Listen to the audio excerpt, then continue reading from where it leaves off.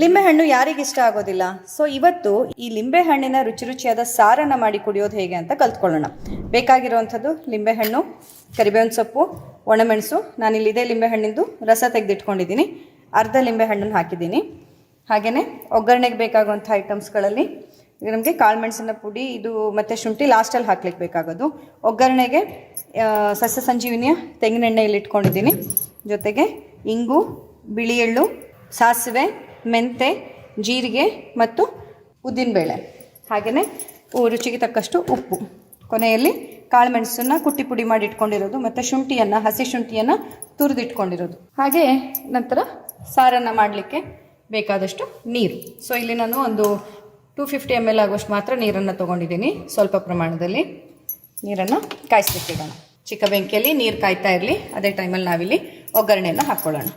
ಹಾಗೆ ನೀರನ್ನು ಕುದಿಲಿಕ್ಕೆ ಇಟ್ಟಾಗಲೇ ಈ ಕುದಿಯೋ ಸಮಯದಲ್ಲಿ ನಾವು ನೀರಿಗೆ ಒಂದು ಸ್ವಲ್ಪ ಶುಂಠಿಯನ್ನು, ತುರಿದಿಟ್ಟಿರುವಂಥ ಶುಂಠಿಯನ್ನು ಹಾಕೋಣ. ಹಾಗೆ ಕುಟ್ಟಿ ಪುಡಿ ಮಾಡಿ ಇಟ್ಕೊಂಡಂತಹ ಕಾಳು ಮೆಣಸಿನ ಪೌಡರನ್ನು, ಕೋರ್ಸ್ ಪೌಡ್ರನ್ನು ನೋಡಿ ಇಷ್ಟೇ ಹಾಕೋತಾ ಇದ್ದೀನಿ. ಒಳ್ಳೆಯದು ಅಂತ ಯಾವುದನ್ನು ಜಾಸ್ತಿ ಹಾಕಬಾರ್ದು. ಇದನ್ನು ಹಾಕ್ತಾಯಿದ್ದೀನಿ. ಒಂದು ಸ್ವಲ್ಪ ಮಟ್ಟಿಗೆ ಸಾಣಿಕಟ್ಟ ಉಪ್ಪನ್ನು ಹಾಕ್ತಾಯಿದ್ದೀನಿ.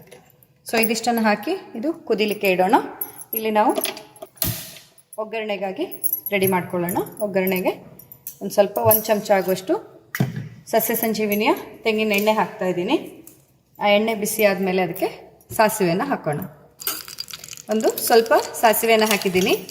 ಸಾಸಿವೆ ಚಟ್ಚಟ್ಟ ಆಗ್ತಾ ಇರುವಾಗಲೇ ನಾವು ಮೆಂತೆ ಕಾಳನ್ನು ಹಾಕೋಣ. ಮೆಂತೆ ಮತ್ತು ಸಾಸಿವೆ ಎರಡು ನಿಧಾನವಾಗಿ ಚಿಕ್ಕ ಬೆಂಕಿಯಲ್ಲಿ ಅದು ಚಟ್ಚಟ್ಟು ಕೊಡೋ ತನಕ ಕಾಯಬೇಕು. ನೋಡಿ ಈ ರೀತಿ ಚಟ್ಚಟ್ಟ ಆಗೋಕ್ಕೆ ಸ್ಟಾರ್ಟ್ ಆದಮೇಲೆ ಒಂದು ಅರ್ಧ ಚಮಚ ಉದ್ದಿನ ಬೇಳೆಯನ್ನು ಹಾಕ್ತಾಯಿದ್ದೀನಿ.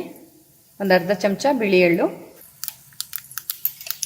ಹಾಗೆ ಒಂದು ಚಿಟಿಕೆ ಆಗುವಷ್ಟು ಇಂಗು. ಕೊನೆಗೆ ಗ್ಯಾಸನ್ನು ಆಫ್ ಮಾಡಿ ಹಾಗೆ ಕರಿಬೇವಿನ ಸೊಪ್ಪನ್ನು ಹಾಕಿದ್ದೀನಿ. ಗ್ಯಾಸ್ ಆಲ್ರೆಡಿ ಆಫ್ ಆಗಿದೆ. ಗ್ಯಾಸ್ ಆಫ್ ಆದಮೇಲೆ ಅರಿಶಿನ ಮತ್ತು ಜೀರಿಗೆ. ನೋಡಿ ಜೀರಿಗೆ ಹಾಕ್ತಾಯಿದ್ದೀನಿ. ಸೊ ದ್ಯಾಟ್ ಇದು ನಮಗೆ ಇನ್ನೂ ಹಸಿ ಫ್ಲೇವರೇ ಕೊಡುತ್ತೆ, ಕಂಪ್ಲೀಟಾಗಿ ಬೇಯೋದಿಲ್ಲ.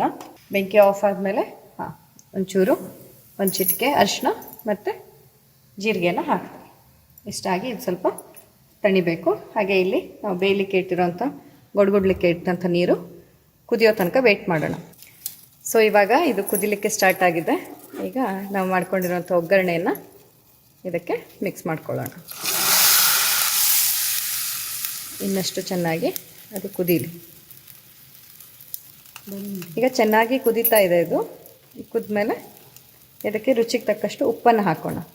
ಆವಾಗ ಮೊದಲು ಸ್ವಲ್ಪ ಹಾಕಿದ್ರಿ ನೆನ್ಪಿಟ್ಕೊಂಡು, ಈಗ ಇನ್ನೊಂದು ಸ್ವಲ್ಪ ಸಾಣೆಕಟ್ಟ ಉಪ್ಪನ್ನು ಹಾಕಿದ್ದೀನಿ ನಾನಿಲ್ಲಿ. ಹಾಕಿದ್ಮೇಲೆ ಇವಾಗ ಗ್ಯಾಸನ್ನು ಆಫ್ ಮಾಡಿ, ಗ್ಯಾಸ್ ಆಫ್ ಆದ ಮೇಲೆ ರುಚಿಗೆ ನಾವಿಲ್ಲಿ ನಮ್ಮ ಸಸ್ಯ ಸಂಜೀವನಿಯ ಕೋಕಮ್ ಸಿರಪನ್ನು ಹಾಕ್ತೀವಿ. ನೀವು ಬೆಲ್ಲ ಕೂಡ ಹಾಕ್ಬೋದು. ನಿಮಗೆ ಒಳ್ಳೆಯ ಸೋರ್ಸಲ್ಲಿ ಬೆಲ್ಲ ಸಿಕ್ಕಿದ್ರೆ ಅದನ್ನು ಹಾಕ್ಬೋದು. ನಾವು ಕೋಕಮನ್ನು ಹಾಕ್ತೀವಿ. ಬಿಕಾಸ್ ಈ ಕೋಕಮ್ ಸಿರಪ್ ಇದೆಯಲ್ಲ, ಇದು ಔಷಧೀಯ ಗುಣಧರ್ಮದ ಅಷ್ಟೇ ಅಲ್ಲದೆ ಆ ಒಂದು ಟೇಸ್ಟ್ ಎನ್ಹ್ಯಾನ್ಸರ್ ಆಗಿ ಕೆಲಸ ಮಾಡುತ್ತೆ. ತುಂಬ ಟೇಸ್ಟಿ ಆಗುತ್ತೆ. ಹಾಗಾಗಿ ನಾವು ಇದನ್ನ ಹಾಕ್ತೀವಿ. ನೀವು ಬೆಲ್ಲ ಕೂಡ ಹಾಕ್ಕೋಬೋದು. ಕೊನೆಯಲ್ಲಿ ಈ ಒಂದು ಲಿಂಬೆ ರಸವನ್ನು ಏನು ತೆಗೆದಿಟ್ಕೊಂಡಿದ್ವಿ ನೋಡಿ, ಗ್ಯಾಸ್ ಆಫ್ ಆದಮೇಲೆ ಹಾಕಬೇಕು. ಲಿಂಬೆ ರಸವನ್ನು ಇದಕ್ಕೆ ಹಾಕ್ತಾಯಿದ್ದೀನಿ. ಇಷ್ಟನ್ನು ಹಾಕಿ ತಿರುವಿದರೆ ಇದು ಹದವಾಗಿ ಕುಡಿಯುವಷ್ಟು ಬೆಚ್ಚಗಾದಮೇಲೆ ಕೂಡ ನೀವು ಲಿಂಬೆ ರಸವನ್ನು ಹಾಕ್ಬೋದು. ಅಥವಾ ಸರ್ವಿಂಗ್ ಕೊಡುವಾಗ್ಲೂ ಬೆಚ್ಚಗೆ ಇರೋದನ್ನು ಸರ್ವ್ ಮಾಡುವಾಗ ಲಿಂಬೆ ರಸ ಹಾಕಿ ಕೂಡ ಕೊಡ್ಬೋದು. ಯಾಕಂದರೆ ಲಿಂಬೆ ರಸವನ್ನು ಹಾಕಿ ಕುದಿಸಿದ್ರೆ ಅಥವಾ ತುಂಬ ಹೀಟ್ ಇದ್ದಾಗ ಲಿಂಬೆ ರಸ ಹಾಕಿದರೆ ಅದರಲ್ಲಿರೋ ಒಲೆಟೈಲ್ ಪ್ರಾಪರ್ಟಿ ಎಲ್ಲ ಹೋಗಿಬಿಡತ್ತೆ.